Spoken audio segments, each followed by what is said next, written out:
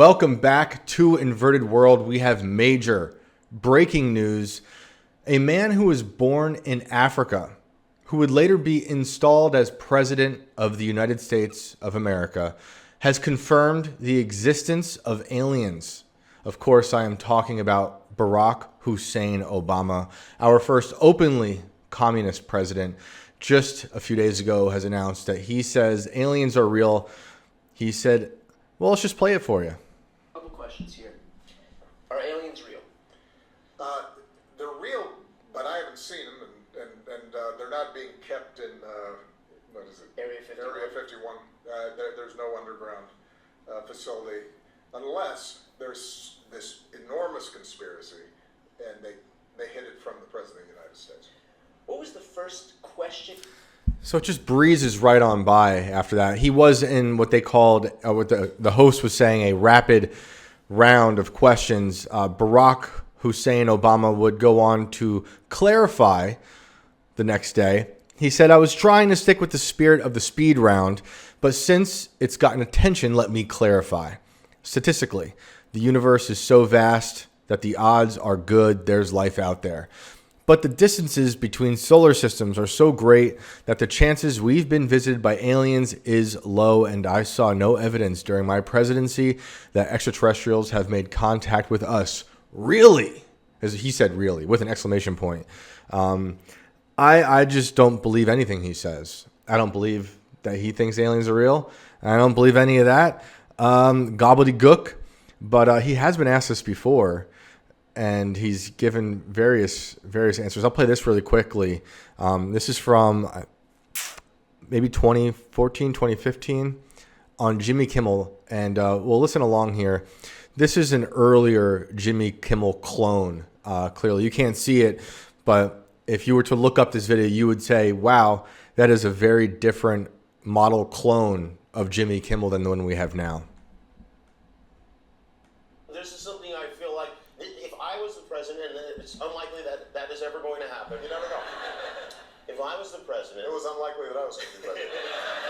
Because he's born in Africa. The moment I was inaugurated, my hand would just, it'd still be hot from touching the Bible, and I would immediately... Because he's a demon. Race to wherever they have the files about Area 51 and UFOs, and I go through everything to find out what happened. Right? Did you do that? That's why you will not be president.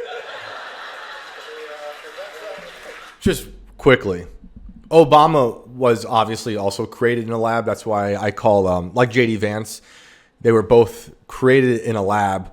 Obama was created to be the talk show president.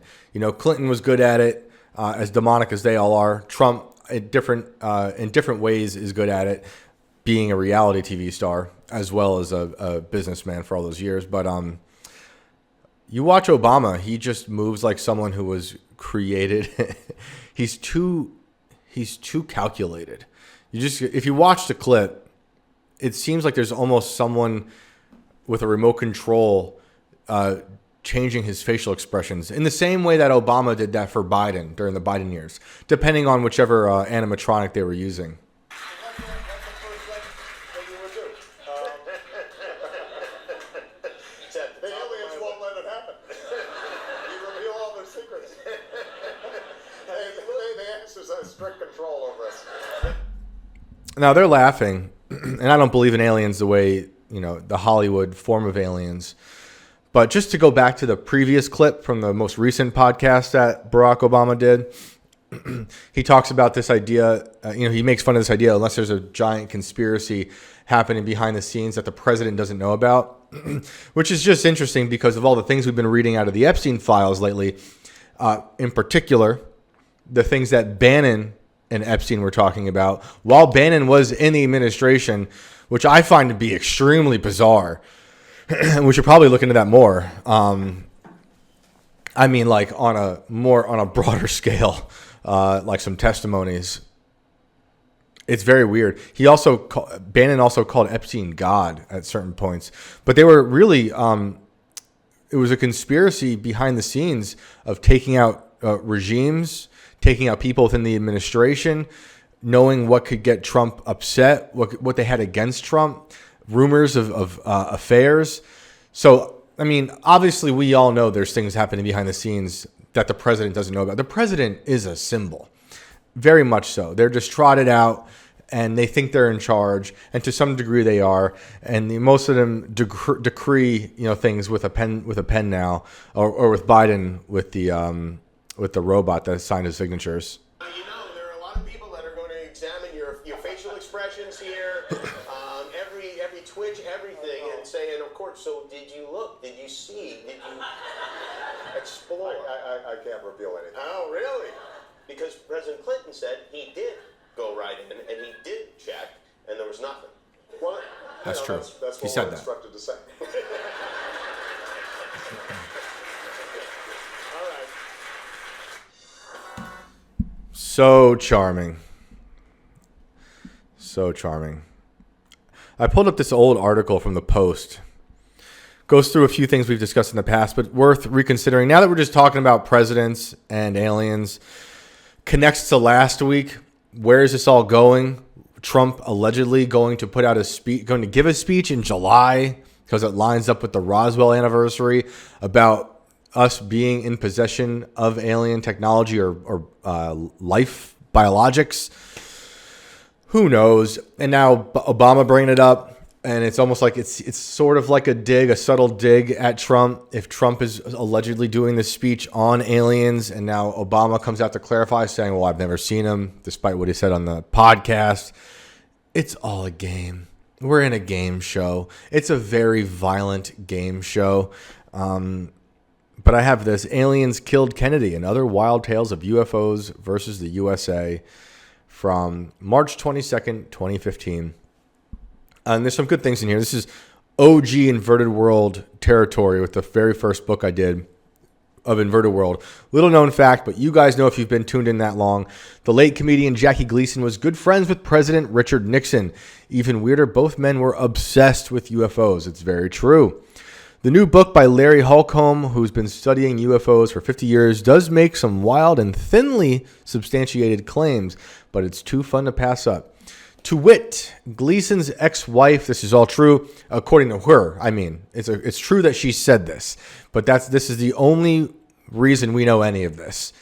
But there is some stuff to back up his obsession, Gleason's obsession. Gleason's ex-wife told Esquire magazine that one night, after a day spent golfing, Nixon showed up at Gleason's home and whisked him away to Homestead Air Force Base, where they entered a hangar in a high security area. There, the two men supposedly gazed upon the wreckage of a UFO and its dead alien cargo. Holcomb, a clear believer, breaks down every rumor about UFO visitation, and we'll skip to another story I tell quite often on the show about presidents. But first, Gleason was obsessed with aliens. And if you guys have been tuning in for a while, you've seen the images before. I wrote about it in the first Inverted World book. Gleason lived near Peekskill, New York, which was right across the river from where I grew up, and also the same town where the original Yellow Brick Road was that inspired L. Frank Baum and Wizard of Oz. And also another story in that Inverted World book, Volume 1, was where we had the gentleman who claimed to have been abducted by aliens since he was 9 years old, out of his bedroom window, flying over the trees and over the Hudson River by Peekskill, New York. Super interesting area, a lot of weird history there. But Gleason had his home designed, it was built there that he lived in. It looked like a UFO. Like, he was that obsessed with aliens and flying saucers. He had a straight up UFO house, which I think was sold recently for quite a bit of money. Let me pull up the number of that house because it's pretty wild. Yeah, it sold for it listed for $12 million. So I think it did sell, but pretty wild. Look it up, Jackie Gleason home. There's two homes on the property. One was called the Spaceship and one was called the Mothership. The current homeowner, a retired orthodontist, evil dentists in the news, has picked up 8.5 acres of property in Cortland Manor, which is just south of Peekskill. And in 1976, for $150,000, roughly equivalent to $660,000 today, the property was listed this month for $12 million. But this is from 2018, and I believe it did sell. But Gleason, to the moon. It makes him saying to the moon even weirder. Back to this article. Hope you all had a great weekend. Let's get into some more alien stuff. In October 69, we get the great story of Jimmy Carter, who was running for governor of Georgia at the time, outside of a Lions Club where he saw a flying saucer above the tree line. I've gone over that story quite a bit on the show, but you guys know about it. In 1974, while governor of California, Reagan was flying on a Cessna Citation when he and others on board noticed a bright light that suddenly shot up at a 45-degree angle at a high rate of speed. Years later, the pilot on the flight, Bill Painter, was asked if he thought Reagan believed in UFOs, and he replied, "How could he not believe after what we saw that night?" Again, I'm inclined to think that a lot of this stuff is stuff we've built that the general public just doesn't know about for many years. Holcomb also cites a story told by actress Shirley MacLaine, who supposedly heard it from Lucille Ball.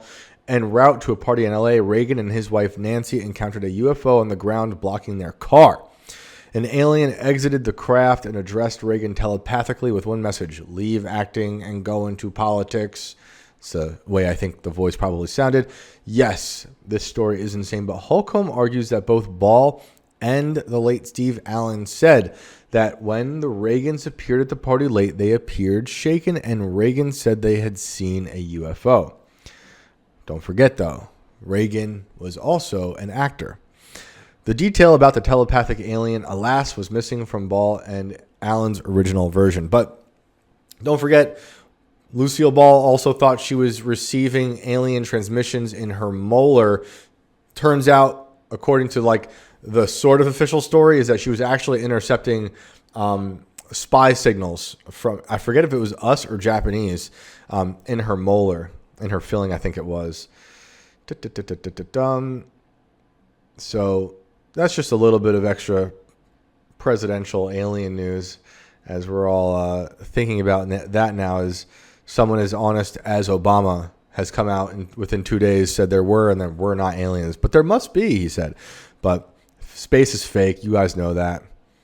There was also an alien, just real quick, a brief sighting of a UFO happened on Valentine's Day, I believe it was. 2 F-16s were scrambled early this morning, so maybe it's actually the 15th, to intercept a glowing and dimming UFO in Northern California. On return to base, the F-16s were sent out again amid new reports of a UFO. It's during this second intercept that one of the F-16 pilots described seeing a balloon. Let's see if we can hear this audio here and if this makes any sense to us.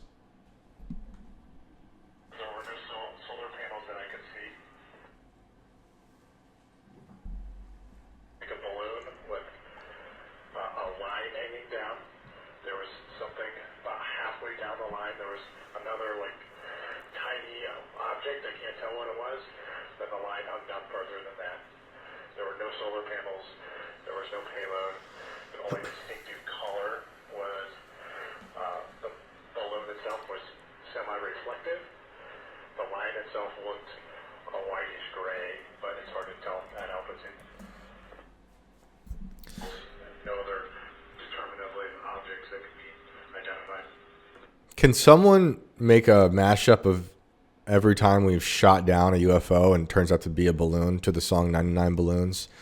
I think that'd be cool. I mean, a lot of these UFOs turn out to be balloons.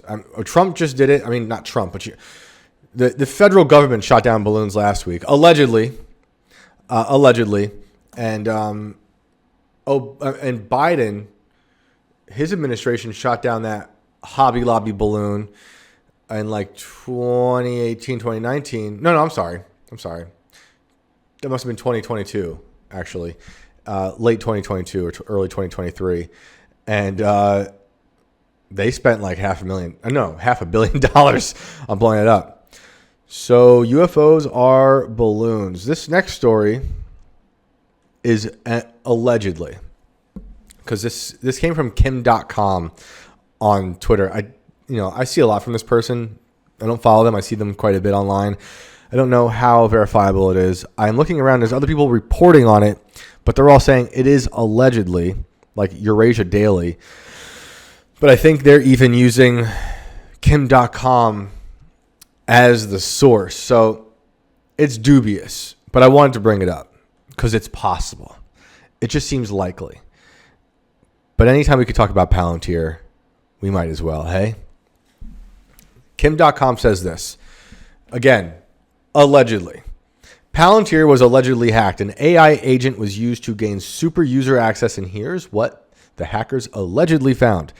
Peter Thiel and Alex Karp commit mass surveillance of world leaders and titans of industry on a massive scale. Wouldn't surprise anybody, honestly. I think it's obvious, but it's not just them. It's you and me. It's everybody. They have thousands of hours of transcribed and searchable conversations of Donald Trump, J.D. Vance, and Elon Musk. Well, of course, J.D. Vance, because that's Peter Thiel's son. Not technically, but he created him in a lab. And Elon Musk is his best friend since the PayPal Mafia days. And he's been paying Trump for 11 years. So these are like their best friends. That's why they would surveil him. That's what you do when you're Palantir. They have so the hackers have backdoored the devices, cars, and jets. I'm sorry. Palantir, according to the hackers, has backdoored the devices, cars, and jets of world leaders and accumulated the biggest archive of blackmail material. This goes right in line. This is why it's like confirmation bias for me. So I'm going to tread lightly here, and I'm not going to fully believe this, nor should you. But I think there's probably some truth to this. But like we said last week, the new Epstein is Palantir. This is what Epstein would do. Palantir, Freudian slip, I guess, is creating nuclear and bioweapon capabilities for Ukraine and working closely with the CIA to defeat Russia. They believe they are 1 year away. They plan to achieve this by keeping Russia busy with meaningless peace negotiations. Palantir is responsible for the majority of Palestinian deaths in Gaza. You guys know that because we talk constantly about AI lavender, which is what the Israelis use to genocide Palestinians, many of them being innocent. Most of them being innocent, many of them are children. A lot of them are names that were incorrectly labeled as terrorists through the AI database on AI Lavender, and then allegedly approved by one human very quickly before, boom. They have developed the AI targeting for Israel. Palantir is an arm of the CIA, and all data from international clients is copied into a CIA spy cloud. There'd be no Palantir if there was no CIA. Palantir was funded by the CIA venture capitalist firm in the very beginning. It's on record. I mean, it is so obvious. The Patriot Act is a part of Palantir. Palantir helps as a tool for the Patriot Act. So this is not just Trump, unfortunately. You know, he's inflating it. He's funding it. He is a part of it. He's embracing it. But this goes back to Bush. But there are forms of this happening for decades before. Palantir has become the most dangerous company in the world, I would agree. With that, if you work there, you have the right to know that this is what Palantir AI is used for without your knowledge. Although I'm pretty sure everyone there knows. The Palantir data that hackers allegedly gathered will be given to Russia and/or China. I was chosen as a trusted partner for this publication, says Kim.com. I'm not involved in the Palantir hack, and I don't know the hackers, but I do know that the hack happened. Destiny Resendez, who's been on the show, great guest. She is one of the top comments here. She said, I don't think a hack was needed for most of this info. Totally agree. And then Amanda Jean, she said this, but instead of just Trump and Elon, it's everyone. And that was already clearly. Alex Karp is an evil man. Peter Thiel is evil. So, you know, I don't know if this is true or not. It's kind of like over the weekend we saw DJ Vlad. Really not worth getting into. I think he was just trolling. But a lot of confirmation bias in there saying that like he was being paid to support a certain narrative with the whole, I don't even know, these certain rappers and whatever shooting happened.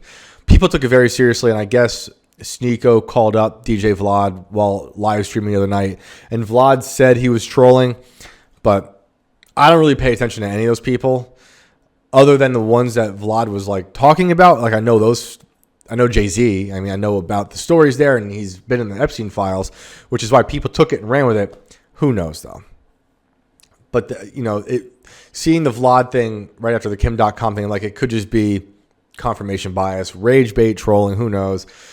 But people are taking it seriously. But they took the DJ Vlad thing seriously because I think most of us can see that Jay-Z is some sort of villain, clearly. I don't like what he did to Ye. I don't like what he did to a lot of people. There's a lot of weird stories about him, like the one about him allegedly locking Rihanna up in a room till she signed her contract at 3 a.m. in the morning. Bizarre. He's a weird dude. He's aging into Whoopi Goldberg, I guess. That's his thing. He's trying to look like Basquiat, but he became Whoopi Goldberg. That sucks for him. I've never been a fan of Jay-Z. Never. I never thought he was a good rapper. I never got why Kanye liked him. I know a lot of people like him. Just he did nothing for me ever. I never thought he was a good artist. I thought he just kind of faked his way up there, just like Beyonce. She just steals from other artists. You can go back. I think it's still online. I don't know. It might have been taken down when the whole Tenet thing happened with Tim and all that stuff, but we did that podcast with MIA. And I guess she was signed to Rock Nation, and her and I discussed the idea of Beyonce just kind of stealing a lot of her stuff, especially more of her activist type leanings when it came to her quote unquote art. But that's what her and Jay do. But yeah, I like part of Watch the Throne, but that's really because of Kanye, But even that, it's like, it's just Jay-Z does nothing for me. But knowing a lot of the stuff Jay-Z has allegedly done and the Diddy stuff, the connections there, they're weird. So people were really willing to believe the DJ Vlad post, which is how I feel about believing the Kim.com post about Palantir. But the Palantir stuff is out in the open. You can go look up a lot of the things that Alex Karp has said. Just recently people are now sharing this video of him, which is, it's kind of old. But he was asked what his low base operating feelings are, what he would do with his company is something like using a drone to throw piss on people he doesn't like or something. I mean, but he calls it the kill train. He's into killing people. He is the liberal who is I see no real difference between neocons and liberals. They both really love war. They love death. They're godless. A lot of them might pretend to be religious, whether it's Jewish or Christian. I think Alex Karp is Jewish, but they pretend to do it for the good of the people, good of the country. But Alex Karp is evil. He's really helped. His technology has helped the proliferation of the COVID vaccine. He helped, according to him, stomp out the far right in Europe. He's not a good guy. He doesn't know how to define far right. He doesn't like Trump. He likes the money Trump gives him and the freedom Trump gives him, and that his buddy Peter Thiel is really close with Trump, and that they effectively installed J.D. Vance, their Palantir test tube baby, as vice president, and hopefully for them they want him to be president, which I think is not good. Now, talking about surveillance. And shout out to Whitney Webb. She shared this. I'm sorry, I can't speak. She shared this. How many shells by the seashore? Can't even do that one. In 2021, Whitney Webb shared this. I did not see this until someone shared this recently. She might have reposted it, actually, is how I saw it. But this is from The Last American Vagabond. 2020, I guess. The article's from 2020. She shared it in 2021. But in sharing more about the surveillance state, Google and Oracle, remember Oracle, Larry Ellison, part of Project Stargate on Trump's second day in office for Trump 2.0. He was there getting all the money with Sam Altman. David Ellison, Larry Ellison's son, owns CBS now, installed Barry Weiss to be their propagandists for the pro-Israel movement, pro-surveillance state, pro-Trump all the way, loyalism no matter what. So remember that. We're talking about Oracle. Larry Ellison's the guy who says the citizens will be on their best behavior because of the cameras that'll be everywhere. Anyway, Google and Oracle to monitor Americans who get Warp Speed's COVID-19 vaccine for up to 2 years. Monsaf Slowoui, that's how I'm going to say that name. I think I said it right too. It felt hilarious to say it though, but I think that's how you say it. The official head of Operation Warp Speed told the Wall Street Journal last week that all Warp Speed vaccine recipients in the U.S. will be monitored by incredibly precise tracking systems. That's a quote. For up to 2 years, that the tech giants Google and Oracle would be involved. Last week, a rare media interview given by the Trump administration's vaccine czar offered a brief glimpse into the inner workings of the extremely secretive Operation Warp Speed, the Trump administration's public-private partnership, which is exactly what they call the public-private partnership between OpenAI and Oracle that Project Stargate was all about. For delivering a COVID-19 vaccine to 300 million Americans by next January, what was revealed should deeply unsettle all Americans. Agreed. During an interview with the Wall Street Journal published last Friday, the captain of Operation Warp Speed, career Big Pharma executive Monsaf Slowoui, that's probably not how you say it, but it's fun to say, confirmed that the millions of Americans who are set to receive the project's COVID-19 vaccine will be monitored via incredibly precise tracking systems that will, another quote here, ensure that patients each get 2 doses of the same vaccine and to monitor them for adverse health effects.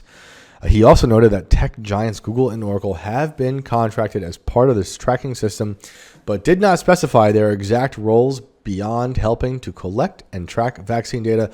Does this remind anyone of the government and the Tuskegee syphilis experiment? If you don't remember that, it's when our National Institute of Health observed black men with syphilis and said they were treating them for like bad blood, never told they had syphilis, and then just watched them slowly die over decades. It went on, I think, from the 30s to I want to say the 70s. Horrible, and people were wondering, why don't the black people want to get the COVID-19 vaccine? Well, it's because a lot of them knew about the Tuskegee syphilis experiment. And they were like, yeah, I'm good. That's part of the reason why I get it. I wasn't going to get it anyway, but I'm like, the Tuskegee situation should be huge news. That's why when Yay 24 was happening, Kanye mentioned Tuskegee syphilis experiment once, I think, but just briefly. And when I was with him, I'm like, dude, next time you're on a big show, tell everyone what that is, so people actually understand what that means. I mean, they can go look it up if they're interested, but you say it really quickly, people might think of the fighter pilots, but pretty major thing that our government constantly does. We've talked about Operation Sea Spray a lot. You remember that one? They sent all the biowarfare chemicals, one biowarfare chemical, into the air over San Francisco to observe how biowarfare could happen in a population and how to counteract it. Meanwhile, they got people sick, and I think 1 or 2 people died. We went over that end of last year, how they did it in the subway system of New York City. So clearly, we should be thinking of those things. When we're just here to help. We want to just track your experimental injections that we're forcing you to get. Not really forcing you to get, but it's up to you. But if you want to participate in society, then you got to get it.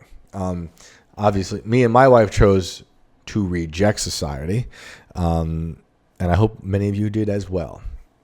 But before I move on, because there's much more going on today, and that was just a little throwback. I'm going to see here. Did Google and Oracle publish findings from COVID vaccine? I'll say Warp Speed to make sure Google. I'm using Google to ask about Google. This always goes well. Of course. Well, if I have more time, I'm going to have to go back to this. But there's the only things to go back to 2020. Then it just stops. Interesting. You'd think that if they had a lot of good stuff to say, well, they could just lie, which they do. But they want to show you all their cool studies with other fancy technology that, the first thing I thought when I read that old article was, oh, they must be following them with the nanotechnology that is being injected into these victims. Anyway, I thought this was good news for everybody. This was from the end of last year. I was just now seeing it. End of last month. Scientists discovered a city-sized bulge on the Yellowstone volcano's north rim. Just thought it was some good news update, some positive news here. Who knows? We don't talk about volcanoes enough. I've been getting a lot of comments from people when I discuss the Epstein files that we have a lot of underutilized volcanoes. When I'm talking about having Nuremberg trials for a lot of these people, they're like, we do have volcanoes. Now, again, I don't believe in the death penalty. I'd like to see these people rot in a jail cell forever. But I get the point. But anyway, they found this gigantic, this is the article saying this, these are not my words, a gigantic bulge in the north rim of the Yellowstone caldera in the latest sign of volcanic activity in the national park. Geologists call this type of bulge volcanic uplift. It's often caused by the movement of magma or gas underground. Dubbed the Norris Uplift Anomaly, when it first appeared near the Norris Geyser Basin in 1996, the uplift disappeared after 2004. In July 2025, the Norris Uplift returned and is now the size of a major American city. It's pretty big. Excuse me. Microphone stand's making all these. I got a WD-40, my microphone stand. Measuring roughly 19 miles across, it is the size of Chicago. Michael Pollan, scientist in charge at the Yellowstone Volcano Observatory, told Cowboy State Daily. In the observatory's monthly update posted to the U.S. Geological Survey website on January 2nd, scientists wrote that the measurements indicate subtle uplift along the North Caldera rim that appears to have started in July. Calling a city-sized deformation subtle might seem like an understatement, but according to Pollan, the phenomenon is hard to see from above ground. Between July and the time the stations were collected in September, Pollan wrote in Yellowstone Caldera Chronicles, a weekly blog produced by the observatory. Now here's a quote. The ground rose by almost 2 centimeters. That's less than an inch. A shift that small is hard to see with the human eye, but was captured by GPS monitoring sites. And they say it says nothing here. It's nothing, but this is a sign of an impending eruption or some other hazard. They asked that, and he said no. Rather, it is another example of Yellowstone's dynamic nature and what we can learn about the characteristics of the subsurface using a new generation of sensitive monitoring tools. Watch this become a thing now. It's like the new AI Atlas, 3i Atlas. They're going to try to scare us with supervolcanoes taking over, blowing up everything, covering us in ash and magma and lava. I think volcanoes are fun. Don't you think? Okay, another one here. Just a few other things I want to share before we get back to the good old Epstein files. I saw this on Autism Capital. Meta says that they are adding facial recognition tech into their new smart glasses, and they'll launch the feature while the activist groups are distracted so they can get away with it. And that's true. This is the New York Times, and the headline was, Meta plans to add facial recognition technology to its smart glasses. In an internal memo last year, Meta said the political tumult in the United States would distract critics from the feature's release. They had to share a picture of the lizard known as Mark Zuckerberg wearing these glasses, which I think are ridiculous. It's just turning you into the surveillance state. This is the quote now. We launched during a dynamic political environment where many civil society groups that we would expect to attack us would have their resources focused on other concerns, according to the document from Meta's Reality Labs, which works on hardware, including smart glasses. Well, I think there's much truth to that. We talk about all these distractions that we're going through. Why are we seeing this now? Well, it's because it's a revolving door of tragedy and distractions and chaos. Another thing, I don't want to read all this. Sorry. I don't want to read all this because it's disgusting. But a lot of people are really starting to face the reality that the Epstein files have some major dark truths in them. They're also starting to realize that this is not unique to just Epstein, not unique to just the last few decades. This is a human nature thing. You can go back to the Bible and look at child sacrifice. But I just want to point out there's a few things for those of you who want to just see more, read more about this. There's different documentaries and different threads you can go down to show how widespread this like demonic pedophile reality unfortunately is. I mention my story all the time about going out to Ohio with Alex Rosen and catching pedophiles. That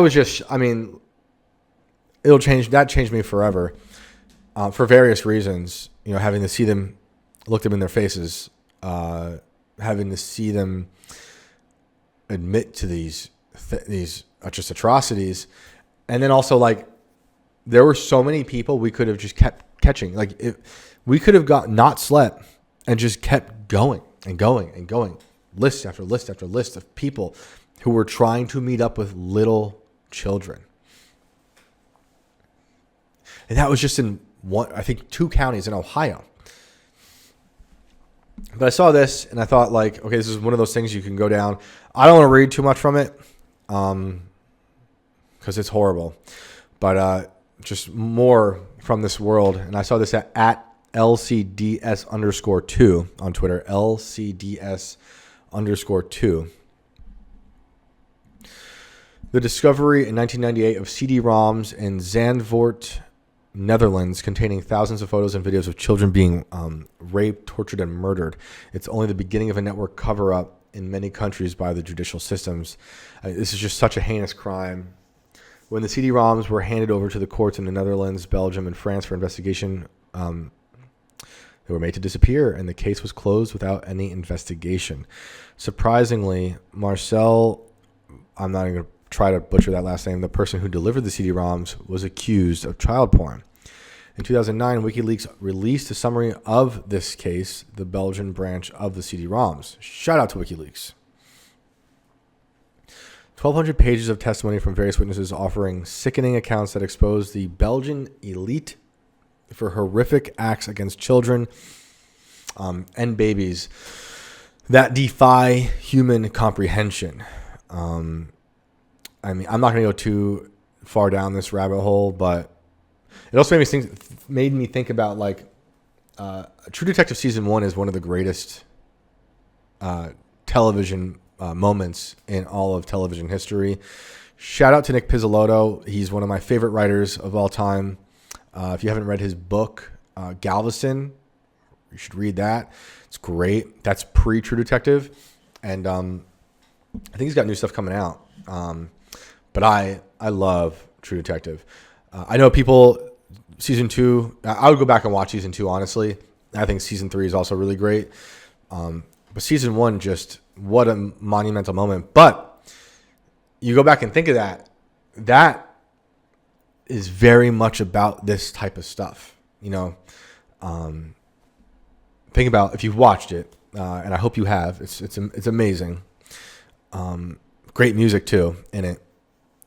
Man, some of the greatest scenes I think ever, and dialogue. Anyway, it's powerful people in all institutions, in churches, authorities, and it goes on for decades. And they use people on the fringes of society, right? Drug dealers, like those bikers, a biker gang, and it goes all the way up to like sheriff, governor stuff. It's not fiction. I believe Nick has said in the past this is based on some reality. I'm not sure exactly what he's referring to. Some people say it might be connected to the Franklin School situation, which is also insane, which kind of like is related to the Michael Aquino stuff. But I'm going to leave that there because the more you go down this thread, the more it really talks about much, much more in graphic detail what happened to these children. I don't want to read that stuff. I've seen some of it. I've read some of it. But you guys can go and see just how insane this is. All right. Let's move on to Epstein, shall we? We did. Look at that. We did. I'm going to wait.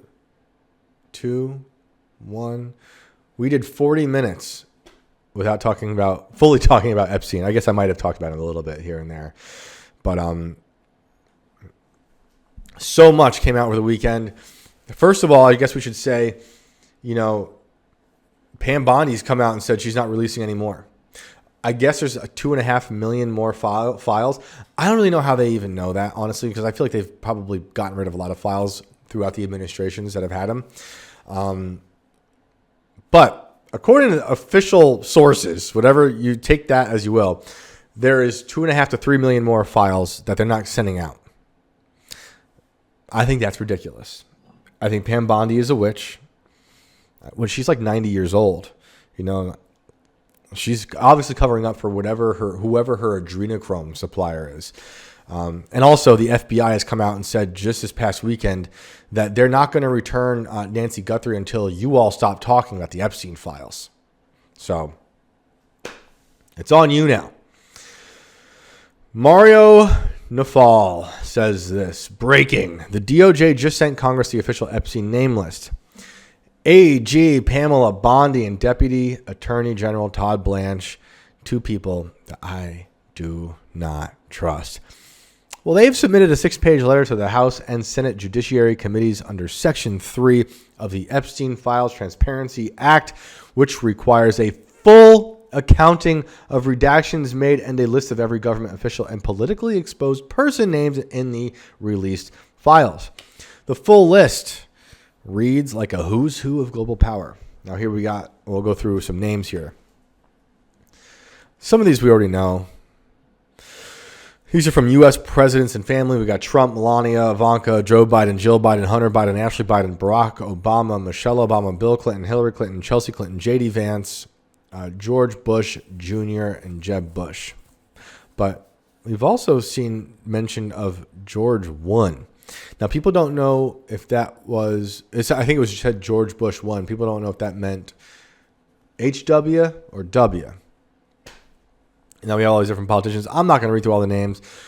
There's a lot. I mean, some of them here we know, like Ehud Barak, Queen Elizabeth, Lady Victoria, Prince Philip, Rupert Murdoch, Gavin Newsom, Chris Tucker. Those are crazy names stated next to each other. Ted Lieu, Ro Khanna, and Thomas Massie. Obviously, those last 2 are in there because of, I think, because of the this Transparency Act. John McCain, Jamie Raskin, Amy Schumer, Chuck Schumer, they're relatives.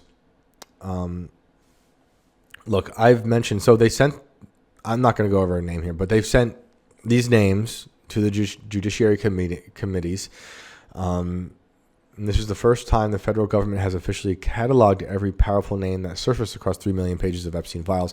Now, a lot of those names show up for very different reasons. Some of them are in there because they're literally emailing with I just want to search really quick. Okay, I just want to make sure Elon Musk was included, because I was about to say Mario better have included Elon, because I know somehow Mario is getting paid by Elon. I think he's getting paid by Elon indirectly through however much money he makes through his payouts every 2 weeks, which I assume are astronomical. But he does have a huge platform, so it does make sense. But like I said a few weeks ago, with Elon paying out those early influencers with those big checks before everyone else was paid out, it was clearly a form of him being like, I need you to be a mouthpiece for X, for Tesla, Twitter, for me, whatever. So some people are just in there because their names are sent in documents to people within the Epstein orbit because of, like, maybe there was an invite and there's a list of names of people who will also be at that party.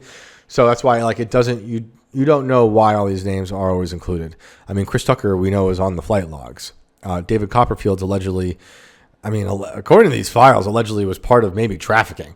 Not the first magician to be named in the files. In earlier files, we saw David Blaine, to which I figured that was to help create the illusion of Epstein's escape, unless they just killed a clone or some other body double. So that was like the big breaking news that happened, alongside of Bondi saying she's not giving any more files, which I think is in direct defiance of the act. So I don't know what Massey's going to do next. Hopefully holds her feet to the fire. So in terms of Bannon and Epstein up to no good, I might have mentioned this briefly, but this stuff is really insane to me. Some people, I do want to say, some people are saying Bannon was running an operation, a white hat operation for the good guys by using Epstein as a tool. I gotta be honest, I don't believe it. You know, I've said many good things about Bannon in the past, but this has changed my perspective because I don't think he's running some sort of op on Epstein. I think he was making his case for how to accelerate the country and the West into whatever phase is next. A lot of the accelerationists who are, you know, on either side, right or left, they do it so they can collapse society and then install their own authoritarian regime. That's what Curtis Yarvin wants, who I think is just silly. And that's what the leftists want as well, who go by the the banner of accelerationism.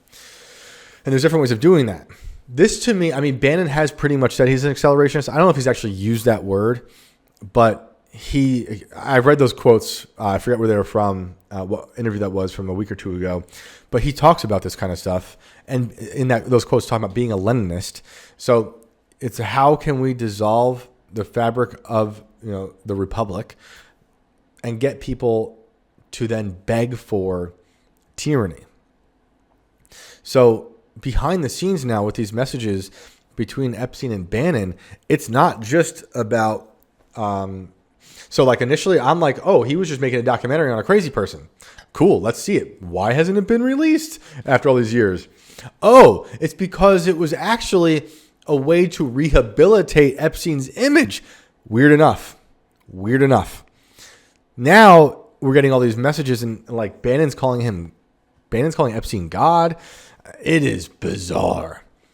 Now I have this from RT.com. Epstein plotted to oust Pope Francis. The DOJ files suggest Steve Bannon and Jeffrey Epstein explored ways to take down the Pope, seemingly over his progressive stances. Bannon aimed to use a documentary based on In the Closet of the Vatican as leverage, asked Epstein to produce it. Now, other arguments you could make, which you could make those arguments. I don't agree with the argument if this were the case, but we saw someone from the crypto world, I forget who it was. I don't know if it was a Bitcoin person or not, but they were basically saying, this is according to this person, yeah, we used Epstein for his money. That's all we cared about. We don't care about morals or ethics. Now, I think that's a terrible thing and a cop-out, and that's their own form of accelerationism. But I've never really been into crypto, and I never trusted it. But you could say that that's what Bannon's doing here in this particular instance of him asking for funding for this thing. But there's so many more messages out there of them talking about doing these sorts of things, whether it's in foreign lands or here.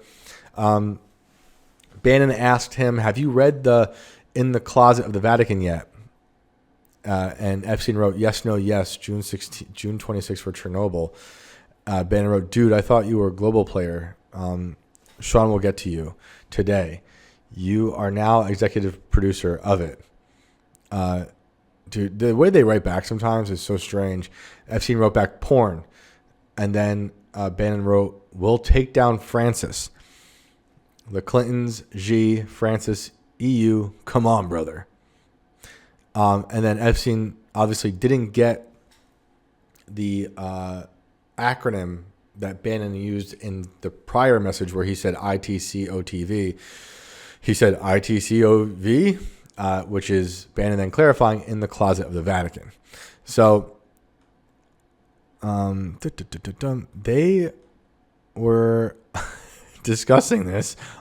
I was going to say openly, not openly, but like it's bizarre to me that they talked about this at all on any way to communicate other than like in person. I don't know what that says about them. They don't care. They're above the law. They don't care if it comes out.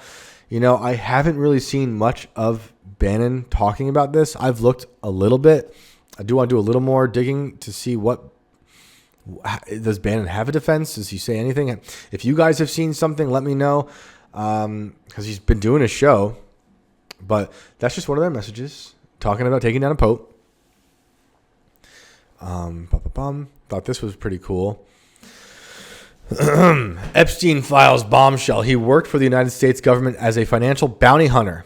Newly surfaced DOJ doc states flat out, and this is a quote: "At some point in time, Jeffrey Epstein worked for the United States government as a financial bounty hunter. He has retained significant political connections with both Israel and the United States." Are you shocked? I'm so shocked. Names with significant knowledge include Ehud Barak, Les Wexner, George Mitchell, Bill Richardson, Bill Clinton, Doug Band. All Epstein staff signed NDAs forcing them to call New York lawyer Richard Kahn if contacted by law enforcement. Cooperators in investigations fully redacted. What was dismissed as conspiracy is now in official files. Epstein tied to U.S. government deep intel, political webs in U.S. and Israel. We've known it. The confirmation bias is high with this one. So I just caution, even though we're getting it from, the DOJ, it doesn't mean it's all real. I just have to say that because it sometimes feels like they're trying to dupe us.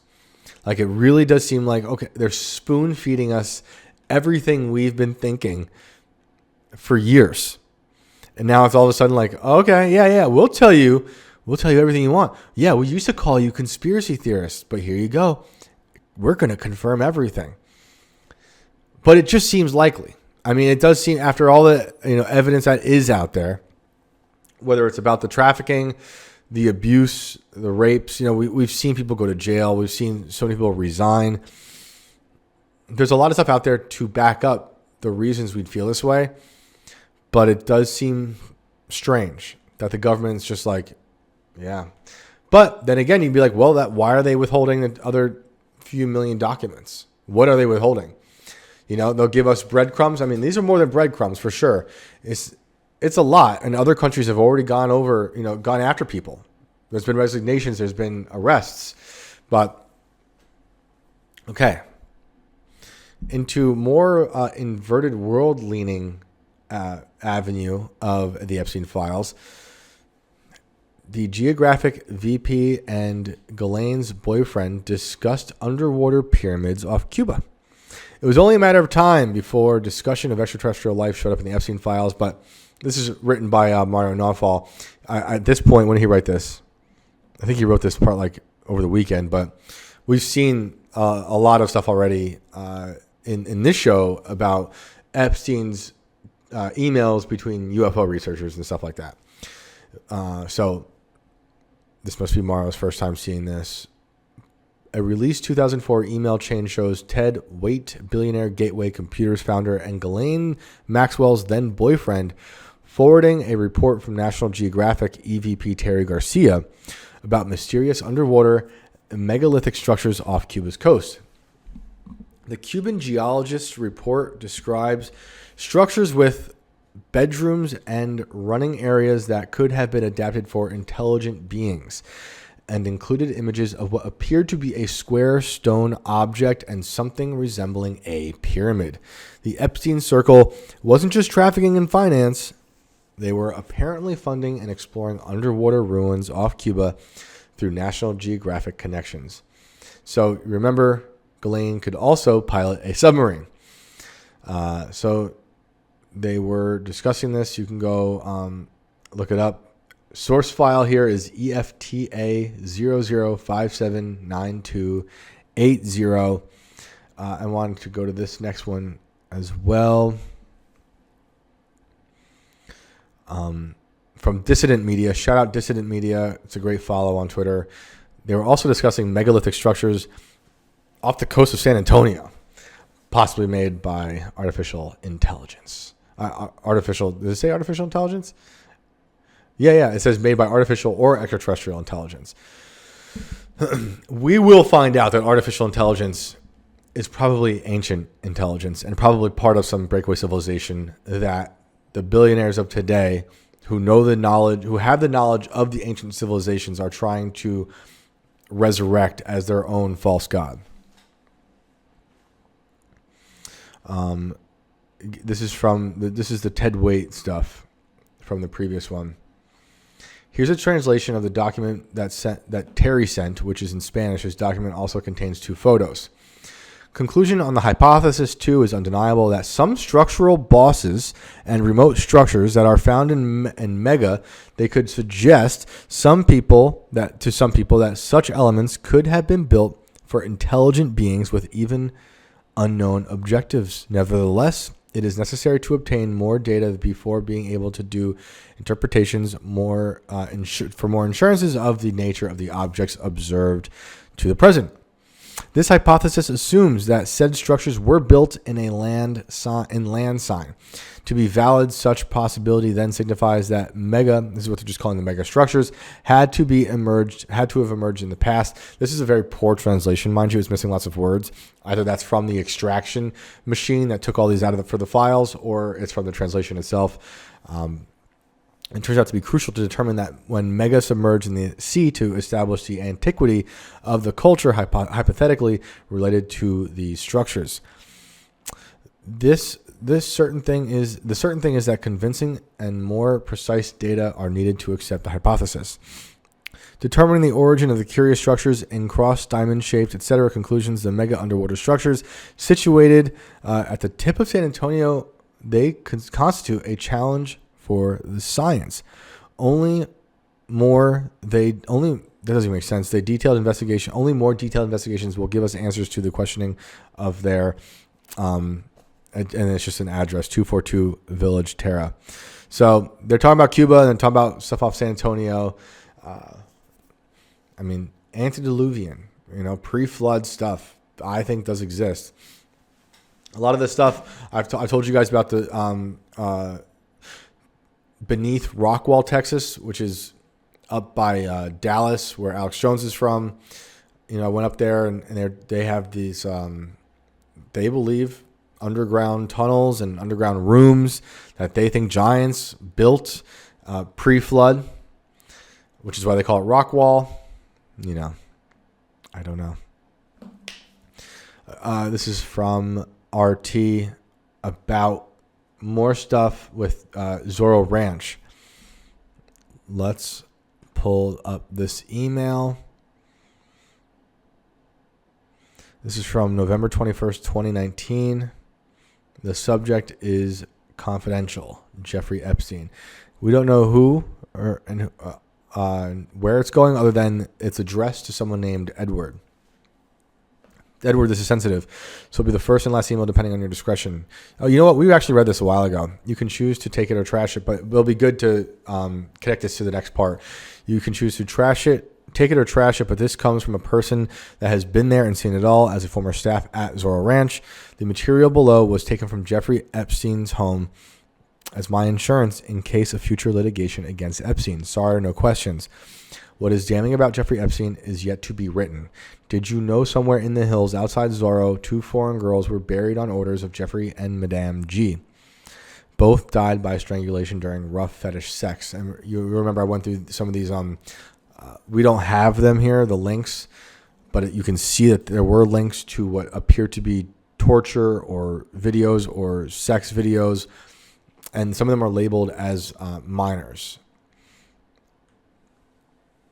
Now, stuff that came out over the weekend. Russell Hafines works for the Trump administration. He's White House Office of Cabinet Affairs as of June 2025, Associate Director of Agency Overreach. His father is Don Hafines. Don, from Texas, happens to also be the owner of Zorro Ranch right now. Did you guys see this one? I think that is quite interesting. Since he's purchased it, it's changed its name to San Rafael Ranch, and his wife signed the tax documents. And I believe Don is also running for comptroller of Texas right now. He is a successful businessman, 5th-generation Texan, and Trump Republican who will bring a private sector mindset to the comptroller's office and put Texas first. Private sector used to like mean something. I guess maybe it registered with the working class. It was a way for the elite billionaire, ancient family money lineages to seem more endearing, I guess, relatable to the working class. We have a 5th generation Texan. What I hear when I hear that is, like a Bush. There's a great documentary on YouTube. I'm forgetting the name right now, but just search like the Bush dynasty in Texas. It's a lot. Gets really gets into the grandfather Bush. I'm forgetting his name right now, and where the money came from, what he was up to, and then how HW got into the government, politics, CIA, and then obviously W. So I think about the Bushes, the dynasty there, the oil money. Very, very interesting. And then, the connections of the old Texas money and how that seems to intersect the JFK assassination. It's weird. But I thought that was a weird thing. That man owns it. He's got close ties to Trump. And there are more files now coming out about Epstein's properties. I had this. Child sacrifices and tunnels exposed in this never-before-seen Epstein file. Federal documents reveal a witness who contacted the FBI's National Threat Organization in 2020 with the chilling claim that there was a child buried beneath a structure on one of Jeffrey Epstein's properties. The witness described the building as a blue and white mausoleum, a description many believe matches the mysterious structure on Epstein Island that has long fueled speculation about where satanic rituals and child sacrifices took place. I do want to say here that by this point, we had seen the images of the blue and white weird temple on the island. So I just keep that in mind when we hear people claiming to have seen things on the island, that there's also people who want to, much like the Me Too movement, we know there's horrible people out there who've done horrible things. Obviously, look what we've been talking about for the past 3 weeks. But there's also people, I like to call them grief whores, who like to glom on to really horrific situations. You see them a lot with serial killer investigations or mass shooting stories, where people just all of a sudden come out of the woodwork any chance and look for any chance they can to get on camera or have a quote in a newspaper. That's a grief whore. Like, did you really have to say this? Is it real? Are you making this up? Because it's hard to verify a lot of this stuff. But, it also says here that even more disturbing, the same witness claims she was taken to an underground tunnel system in the Ouachita Mountains of Arkansas, describing an entrance nearly 1,000 feet wide, large enough to drive through, with massive pillars like an underground parking garage. Where is this tunnel now? Look, we've seen Epstein talk about tunnels beneath his island, so there seems to be some truth to this. We know about a lot of underground bunkers, private and government-owned, around this country, around the world. So there is some veracity to this. There's some people talking about child trafficking beneath in tunnels beneath like parts of the Finger Lakes. So, it's going to take some investigating. And we have people, citizen journalists doing actual journalism out there who can go look this stuff up. Maybe there is something, so I'd love to see more. There are people calling for exhumations now at Zorro Ranch.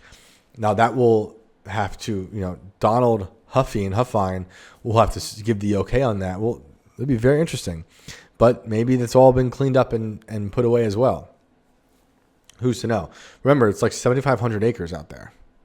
It's a lot. Okay, we talked about the direct energy weapons last week. That was pretty crazy.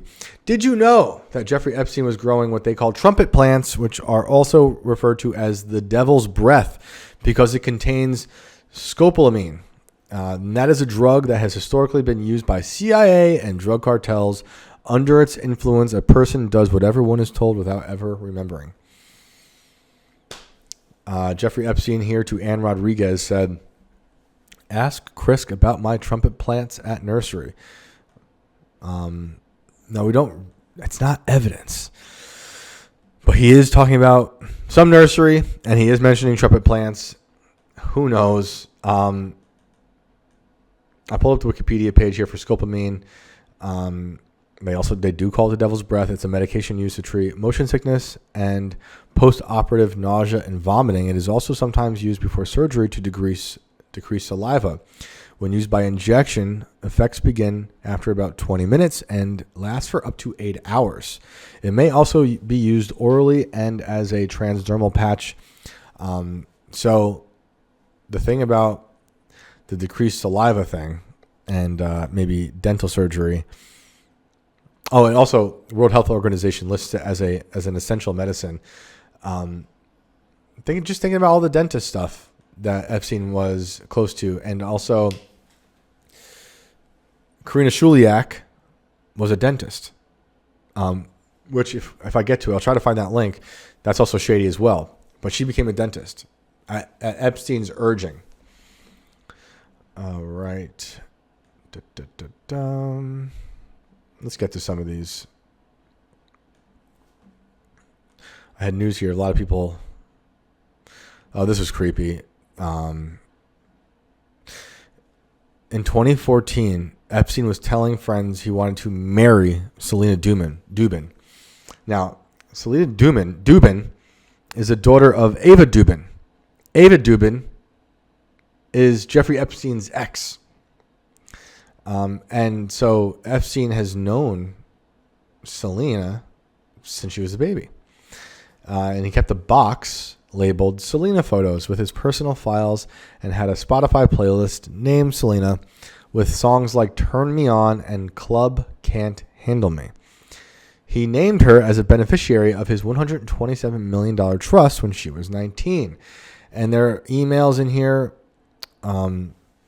from Ava Dubin, I believe, to some authorities saying that her and her husband trust Epstein around their 3 children. And this is from 2010. From Ava to Jeffrey. Come and visit next week. Selena will have 5 friends over. What? I thought this was fitting for a near Valentine's Day episode. Let's read this email. All right. I don't know we don't know who this is from, but it's to Epstein. 2 questions. Since I know you will have thinking time on the plane, the broad answer you came up with on Thursday is the right one for me, but there is a piece of missing from the happy giving and control theory. What is it? It's part of it that the giving must be directed in more than one direction in order to retain control. The next question, since the brain mechanisms of a person in love are so similar to the brain of a person with OCD, can SRIs cure or prevent love from increasing? Jeffrey wrote, novelty or not, personal issue genetic too, very much like adjusting speed on plane engines, flaps attitude. SSRI would be throttled only and only high idle. I don't know if it's hard to read or makes no sense because of he's typing fast or it's from the tool they use to extract these emails, because a lot of those weird symbols like the equal sign are, I think, due to that. So just to be clear here, they're talking about a love cure. It's him talking to an MIT biohacking team creating a love cure.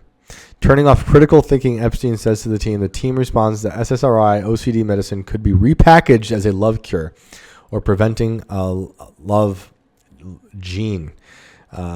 So we have them discussing mind control, hacking the genome, curing love. Oh, man. Now, I want to get to the really some good news out of this. Where is it?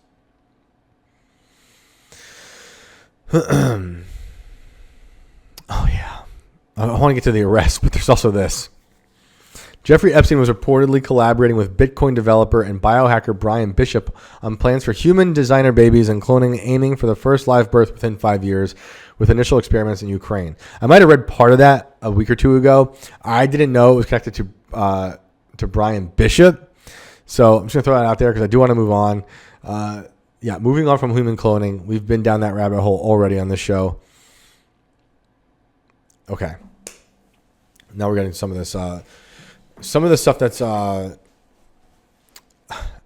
some accountability from the files. Columbia University has fired 2 administrators after Epstein files revealed they admitted his girlfriend Karina Shuliak to dental school through an irregular process after she was initially rejected. Weeks after her rejection, Epstein discussed getting her enrolled. The dean arranged her admission while pursuing a $5 to $10 million donation from Epstein. Epstein then donated $100,000 to a fund literally named after the dean, who wrote, "I appreciate your friendship and generosity." Columbia is now donating double what Epstein gave to charities supporting sexual abuse survivors. Ain't that something? Ain't that something? It was important for her to know dental stuff. There's theories out there that the importance of the dental work is because they were it's really horrible. Some theories say they were taking children's teeth out for various reasons. And other people were saying they were doing it for different experiments. And maybe all those reasons are connected. Now, remember Sultan Ahmed bin Sulayem? Remember that guy? The chairman of DP World, chief executive. Well, he has resigned after the files have exposed him to be so close. And like Martha Bueno says underneath this article from Wall Street Journal, resigning isn't enough. I think this is someone we should be hearing more from. Seriously. He's listed as a co-conspirator, as you know from last week. This was a weird one, but again, some more resignations. It's something. It's not enough, but it's something just to show you that the files are having real-world implications other than us just talking about it and perhaps distracting us from whatever Project Bluebeam they're building right now. 2 Milwaukee Symphony Orchestra board members have resigned after Fox 6 report discovered one of the former board members has ties to Jeffrey Epstein and the other is currently defending against charges of child sexual assault. So it's everywhere. It's everywhere. Eric Hobbs resigned following revelations that he has been charged with sexual assault involving children. Peter Marler resigned following revelations that he worked as a recruiter for Jeffrey Epstein in 2013. Fox 6 asked the symphony for a response on Monday, February 9th, and again Thursday, to which they said on the 13th, the Milwaukee Symphony Orchestra has accepted the resignations of Mr. Hobbs and Mr. Marler. These matters are unrelated to the MSO or their board service. We thank them for their contributions to the organization. Just want to say, the tentacles are many, and they are everywhere. Everywhere. I just didn't expect to see an orchestra in the files like that. Yale bars David Gerlinter from teaching classes amid review of emails. Yale University said it has barred Professor David Gerlinter from teaching computer science classes for now as the university conducts a review of his contact with Jeffrey Epstein. His extensive email correspondence with Epstein came to light after the release of files related to Epstein. We know I have a perfect editorial in mind. Yale senior worked at Vogue last summer. This is a quote. Runs her own campus mag. Art major, completely connected, very small, good-looking blonde. He wrote to Epstein. Now, I just wanted to. So that's a Yale professor.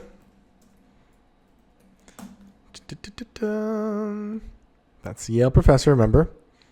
His name was David Gerlinter. Did you know? Some of you, I'm sure, know where I'm going with this. Look, I'm typing and talking at the same time. Yale University says a prominent computer science professor will not teach classes. Okay, we know that. Messages between David, who made headlines in 1993, when he was wounded by a male explosive sent by the Unabomber Theodore Kaczynski. So yes, I don't have to read anymore because you know the story. This guy's now been let go by Yale for now.